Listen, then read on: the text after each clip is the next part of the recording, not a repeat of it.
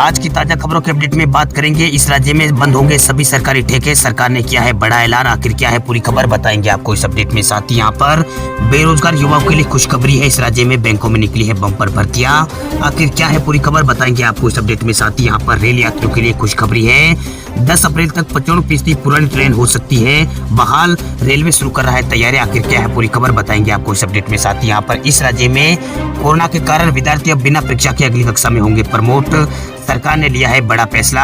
आखिर क्या है पूरी खबर बताएंगे आपको इस अपडेट में। साथ ही यहाँ पर पबजी मोबाइल खेलने वाले लोगों के लिए एक जरूरी खबर है। इसके अलावा यहाँ पर प्राइवेट स्कूल खोलने वाले लोगों के लिए एक जरूरी खबर है। इस खबर को भी जानेंगे पूरे विस्तार से। साथ ही यहाँ पर कोरोना की वैक्सीन को लेकर यहाँ पर सरकार ने कर दिया है बड़ा ऐलान। इस खबर को भी जानेंगे पूरे विस्तार से। साथ ही यहाँ पर सीबीएसई की बोर्ड परीक्षा देने वाले स्टूडेंटों के लिए जरूरी खबर है। साथ ही आज की तमाम बड़ी और काम की खबरों की बात करेंगे इस अपडेट में। बात करते हैं आज की पहली बड़ी खबर की। तो 10 अप्रैल तक 95% पुरानी ट्रेनें हो सकती है बहाल, रेलवे कर रहा है तैयारी।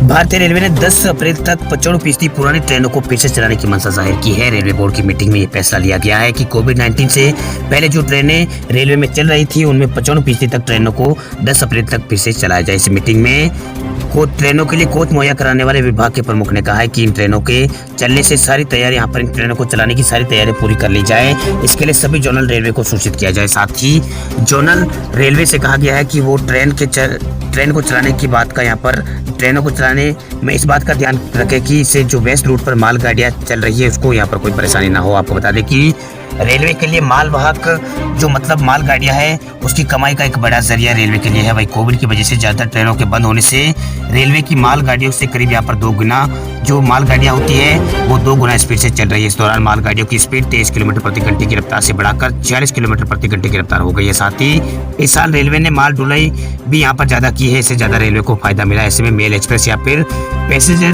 ट्रेन चलने से रेलवे में माल ढुलाई पर यहाँ पर इसका असर पड़ने की आशंका है। बात करते हैं अगली बड़ी खबर की। तो दिल्ली में बंद होंगे सभी सरकारी ठेके, कम हुई है शराब पीने की उम्र। दिल्ली सरकार ने नई आबकारी नीति का ऐलान कर दिया है। नई नीति के तहत दिल्ली में शराब की सभी दुकानें बंद होगी। इसके अलावा राज्य सरकार शराब पीने की उम्र में भी 25 साल से घटाकर इसकी यहाँ पर 21 साल कर दी है। दिल्ली के उप मुख्यमंत्री मनीष सिसोदिया ने नई आबकारी नीति का ऐलान करते हुए कहा कि दिल्ली में शराब माफिया पर शिकंजा कसने के लिए सरकार ने यहाँ पर नई नीति बनाई है। उन्होंने बताया कि दिल्ली में शराब वितरण को समान बनाया जाएगा। इसके लिए जहां शराब की दुकानें अधिक है वहां से हटाकर उन इलाकों में खोला जाएगा जहां पर शराब की दुकानें नहीं है। वहीं मनीष सिसोदिया ने कहा है कि दिल्ली में 272 वार्ड है, इनमें से यहाँ पर 80 वार्ड ऐसे हैं जहाँ पर शराब की एक भी दुकानें नहीं है। इसके बाद इन वार्डों में शराब की बिक्री होती है और कुछ वार्ड ऐसे हैं जहाँ पर शराब की अधिक दुकानें हैं। उन्होंने कहा है कि शराब की दुकानों के असमान वितरण से दिल्ली शराब माफिया का बोलबाला है। उन्होंने कहा है कि दिल्ली में करीब 2000 अवैध यहाँ पे शराब की दुकानें हैं। वहीं उप मुख्यमंत्री मनीष सिसोदिया ने कहा है कि दिल्ली सरकार ने राज्य के सभी सरकारी ठेके बंद करने का फैसला किया है। उन्होंने कहा है कि सरकारी ठेकों में चोरी की शिकायतें बहुत ज्यादा मिल रही है। दिल्ली में 40% प्राइवेट ठेकों से 60% यहाँ पर सरकारी ठेकों से ज्यादा रेवेन्यू मिल रहा है। इसके अलावा सरकारी दुकानों में जगह कम होने की वजह से वहाँ शराब खरीदने वालों की लंबी कतार लगी होती है। इस सिस्टम में सुधार लाने के लिए तमाम सरकारी दुकानों को बंद किया जाएगा। उनकी जगह प्राइवेट सेक्टर को लाइसेंस यहाँ पर दिए जाएंगे। बात करते हैं अगली बड़ी खबर की। तो छत्तीसगढ़ में विद्यार्थी अब बिना परीक्षा के अगली कक्षा में होंगे प्रमोट। छत्तीसगढ़ राज्य के अंदर कोरोना के मामलों में जोरदार उछाल देखा जा रहा है। राज्य सरकार ने विद्यार्थियों के हित में यहाँ पर बड़ा फैसला लिया है। भूपेश बघेल की अगुवाई वाली राज्य सरकार ने कहा है कि सभी कक्षाओं के छात्रों को बिना परीक्षा के अगली कक्षा में पदोन्नत किया जाएगा। इस बारे में खुद मुख्यमंत्री भूपेश बघेल ने ट्विटर पर ऐलान किया। उन्होंने लिखा है कि राज्य सरकार द्वारा निर्णय लिया गया है कि कोरोना संक्रमण को दृष्टिगत रखते हुए सभी स्कूल आगामी आदेश तक बंद रहेंगे। वहीं मुख्यमंत्री ने कहा है कक्षा 10वीं और 12वीं की बोर्ड परीक्षाओं को छोड़कर सभी कक्षाओं की परीक्षा यहां पर नहीं ली जाएगी। सभी विद्यार्थियों को जनरल प्रमोशन दिया जाएगा। हालांकि माना जा रहा है कक्षा 10वीं और 12वीं के विद्यार्थियों को भी इस फैसले के दायरे में लाया जा सकता है। इन फैसले में यहाँ पर दायरे में इसका हो सकता है वे कोरोना के मामले बढ़े तो परीक्षा यहाँ पर ना हो पाए। इससे पहले यहाँ स्कूलों को बंद कर दिया गया था। वही छत्तीसगढ़ जनसंपर्क एवं सूचना विभाग के एक अधिकारी ने बताया है कि एक आदेश जो राज्य संचालित और केंद्रीय और निजी स्कूल पर लागू होता है राज्य के शिक्षा विभाग द्वारा देर शाम जारी किया गया है। वह अधिकारी ने कहा है कि सभी स्कूल अगले आदेश तक बंद रहेंगे। कक्षा 10वीं और 12वीं को छोड़कर सभी छात्रों को यहाँ पर सभी कक्षाओं की परीक्षा यहाँ पर आयोजित नहीं की जाएगी, यानी सभी कक्षाओं के छात्रों को यहाँ पर अगली कक्षा में प्रमोट यहाँ पर किया जाएगा। चलिए बात करते हैं अगली बड़ी खबर की। तो बेरोजगार युवाओं के लिए खुशखबरी। इस राज्य में कोऑपरेटिव बैंक में निकली है बम्पर वैकेंसी। अगर आप सरकारी नौकरी की तलाश में हैं तो आपके लिए ये बहुत अच्छी खबर है। Bihar state cooperative bank limited यानी BSCB ने असिस्टेंट के पदों के लिए आवेदन मांगे हैं। इच्छुक और योग्य कैंडिडेट जो इन पदों के लिए आवेदन करना चाहते हैं वो BSCB की आधिकारिक वेबसाइट bscb.co.in पर जाकर 26 मार्च 2021 से पहले अप्लाई कर सकते हैं। इसके अलावा उम्मीदवार सीधे लिंक पर क्लिक करके भी यहाँ पर जा सकते हैं आवेदन करने के लिए। भाई आवेदन करने की शुरुआती तिथि 9 मार्च 2021 है। ऑनलाइन आवेदन करने की अंतिम तिथि 26 मार्च 2021 रखी गई है। भाई कुल पद यहाँ पर 200 है। इसके अलावा बिहार राज्य सहकारी बैंक लिमिटेड में यहाँ पर 19 पद है। भाई जनरल के लिए 11 पद यहाँ पर है। इसके अलावा यहाँ पर MBC के लिए 3 पद और EWS के लिए 2 पद और BC के लिए 1 पद और WBC के लिए 2 पद यहाँ पर रखे गए हैं। इसके अलावा जनरल के लिए 82 पद है। SC के लिए 31 और ST के लिए 2 पद और MBC के लिए 30 पद और यहाँ पर WBC के लिए 4 पद और BC के लिए 15 पद यहाँ पर रखे गए हैं।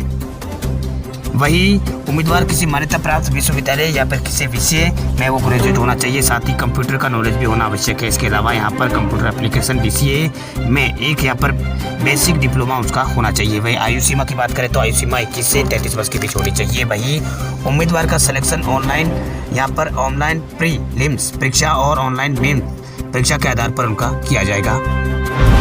चलिए बात करते हैं अगली बड़ी खबर की। तो CBSE की बोर्ड परीक्षा देने वाले स्टूडेंट के लिए खुशखबरी है। इस वक्त CBSE बोर्ड की परीक्षा देने वाले विद्यार्थियों के पास परीक्षा में पाए गए अंकों में सुधार कराने का मौका मिलेगा। पुराने नियमों के अनुसार विद्यार्थी को किसी भी सब्जेक्ट में अपने द्वारा पाए गए कुल स्कोर में अगर सुधार करना होता था उन्हें इम्प्रूवमेंट पेपर देने के लिए पूरा 1 साल का इंतजार करना पड़ता था। लेकिन अब CBSE बोर्ड ने विद्यार्थियों को परीक्षा देने वाले शैक्षणिक वर्ष में ही इम्प्रूवमेंट पेपर देने की सुविधा प्रदान करने का फैसला किया है। ये राष्ट्रीय शिक्षा नीति का एक हिस्सा है जिसका मकसद बोर्ड परीक्षा देने वाले विद्यार्थियों को अच्छे शैक्षणिक अंक प्राप्त करने का अवसर देना है। वहीं नए नियमों के अनुसार कक्षा 10 और 12वीं के विद्यार्थियों को किसी भी सब्जेक्ट में पाए गए नंबरों में सुधार कराने का मौका मिलेगा। CBSE ने बताया है कि विद्यार्थियों को कंपार्टमेंट एग्जाम देना होगा जो परीक्षाओं के तुरंत बाद आयोजित करवाया जाएगा। रिजल्ट की घोषणा करते वक्त कंपार्टमेंट परीक्षा देने वाले विद्यार्थियों द्वारा दोनों परीक्षाओं में जिस परीक्षा में ज्यादा अंक अच्छे होंगे उस रिजल्ट को घोषित करने के दौरान मान्यता दी जाएगी। वही बोर्ड ने बताया है कि अगर विद्यार्थी अपने द्वारा दी गई परीक्षा के परफॉर्मेंस में अगर सुधार लाते हैं तो उनके लिए यहाँ पर कंबाइंड मार्कशीट जारी की जाएगी। चलिए बात करते हैं अगली बड़ी खबर की। तो पेंशनरों के लिए ये बड़ी खबर है। लाइफ सर्टिफिकेट के लिए अब आधार नहीं है जरूरी। अगर आप पेंशनर हैं तो ये खबर आपके लिए बहुत ही महत्वपूर्ण है। पेंशनरों को पेंशन वक्त पर पाने के लिए सबसे जरूरी होता है अपना जीवन प्रमाण पत्र या लाइफ सर्टिफिकेट। पेंशनर को हर साल की शुरुआत में यहाँ पर जीवन प्रमाण पत्र के लिए दौड़ भाग यहाँ पर करनी पड़ती है। सरकार ने पेंशन लेने वाले बुजुर्गों के लिए डिजिटल लाइफ सर्टिफिकेट पाने से संबंधित नए नियम यहाँ पर नोटिफाई किए हैं। अब पेंशन को डिजिटल तौर पर लाइफ सर्टिफिकेट देने के लिए आधार कार्ड की अनिवार्यता को यहाँ पर खत्म कर दिया गया है।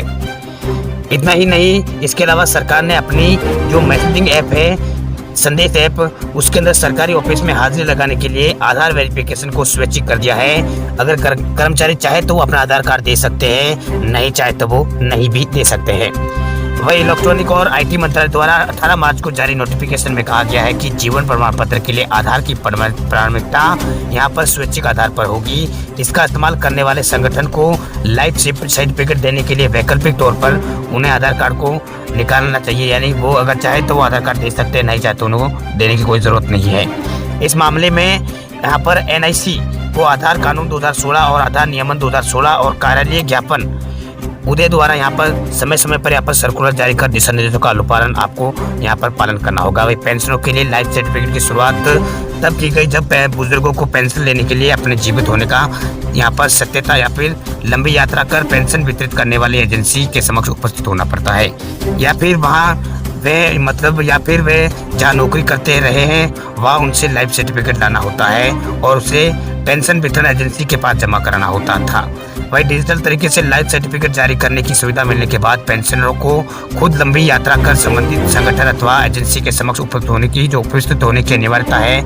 इससे यहाँ पर उन्हें निजात मिल जाएगी। आपको बता दें कि कई पेंशनर अब इस मामले में उन्होंने शिकायत की है कि आधार कार्ड नहीं होने की वजह से उन्हें पेंशन नहीं मिलती है। मतलब पेंशन उनकी आधार कार्ड समय पर अगर तैयार नहीं होती, भीड़ भाड़ होती है अगर आधार कार्ड बनाने वाली जगह पर, तो उन्हें यहाँ पर काफ़ी मुश्किलात का सामना करना पड़ता है पेंशन लेने के लिए। इसके लिए अब सरकार ने यहाँ पर ये नया नियम लगा दिया है। और इसके अलावा उन्होंने ये भी कहा है कि उनका अंगूठा का निशान ज़्यादा तक वो मेल नहीं खाता है, इसकी वजह से उन्हें कई बार आधार सेंटर पर यहाँ पर चक्कर काटने पड़ते हैं। लेकिन सरकार ने अब ये काम बहुत अच्छा कर दिया है। बात करें देश भर की कोरोना आंकड़ों की, देश भर में फिर बढ़ी है कोरोना की रफ्तार। बीते 24 घंटों में 46,000 से ज्यादा नए मामले हैं सामने। देश में एक बार फिर कोरोना के मामलों में तेजी से बढ़ोतरी हो रही है। केंद्रीय स्वास्थ्य मंत्रालय की ओर से जारी की गई ताजा आंकड़ों के अनुसार पिछले 24 घंटों में भारत में कोरोना के कुल 46,951 नए मामले सामने आए हैं। वहीं 21,000 से ज्यादा लोग पिछले 24 घंटों में ठीक हुए हैं, जबकि 212 लोगों की पिछले 24 घंटों में मौत हुई है। नए मामलों को मिलाकर भारत में कुल कोरोना के मामलों की संख्या 1,16,40,021 हो गई है, जबकि इस महामारी से अब तक भारत में 1,11,00,000 से अधिक लोग ठीक हो चुके हैं। वहीं भारत में वर्तमान में कोरोना के 3,34,746 यहाँ तक फिलहाल भारत में सक्रिय मामले हैं, जबकि अब तक कोविड-19 से देश में 1,59,000 से अधिक लोगों की मौत हो चुकी है। वहीं देश में टीकाकरण अभियान के तहत अब तक 4,50,65,000 के आसपास लोगों को यहाँ पर कोरोना का टीका लगाया जा चुका है। वहीं देश के अन्य राज्यों में कोरोना के मामलों में लगातार यहाँ पर बढ़ोतरी देखी जा रही है। 5 राज्यों में ही 77% आए हैं नए केस। 24 घंटों में यहाँ पर 112 लोगों की हुई है मौत। देश में कोरोना के मामलों में लगातार बढ़ोतरी देखने को मिल रही है।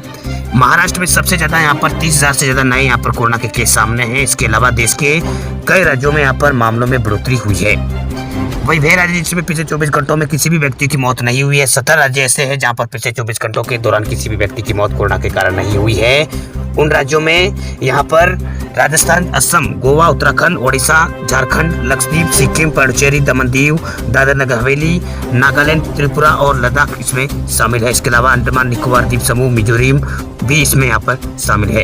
वहीं देश के अन्य राज्यों में कोरोना के मामलों में लगातार बढ़ोतरी देखी जा रही है। राजस्थान के अंदर भी कोरोना के नए मामलों में जबरदस्त उछाल देखा जा रहा है। राजस्थान की बात करें तो राजस्थान में कोरोना के नए मामले यहाँ पर बढ़ गए हैं। राजस्थान में पिछले 24 घंटों के दौरान राजस्थान में 400 से ज्यादा नए मामले सामने आए हैं। वहीं राजस्थान में पिछले 24 घंटों के दौरान 476 नए मामले सामने आए हैं। राज्य में संक्रमितों की कुल संख्या बढ़कर 3,25,000 पार हो गई है। वहीं राज्य में जो फिलहाल मरने वालों की संख्या है वो 2798 हो गई है। वहीं राज्य में 3585 एक्टिव केस हो गए हैं, यानी फिलहाल राजस्थान में 3585 लोगों का विभिन्न स्थानों में इलाज चल रहा है।